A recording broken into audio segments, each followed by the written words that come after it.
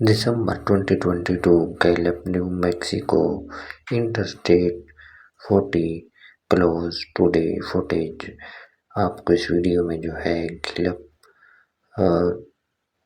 Interstate 40 की footage दिखा रहे हैं, आप देख सकते हैं। Eat healthy, so our brain healthy diet is a Mediterranean or mind diet. We want to exercise every day, so he's got that space. But for the rest of us, it's at least a 30-minute brisk walk 5 times a week, and we want to stay socially and cognitively active. So being around. तो इस हवाले से जो है आपको ये photo दिखा रहे हैं, आप इस वीडियो में देख सकते हैं कि गैलप न्यू मैक्सिको में तूफान की वजह से जो है हाईवे को जो है क्लोज किया गया है। तो आपको ये जो है फोटो देख सकते हैं इस वीडियो में।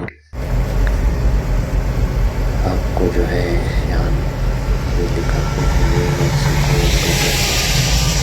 इंटरस्टेट 40। ये देखें कार किसान का शिकार हुई है, बाकी जो है नुकसान हुआ है।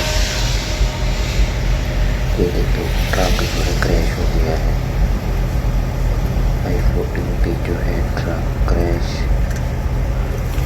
न्यू मैक्सिको से फुटेज।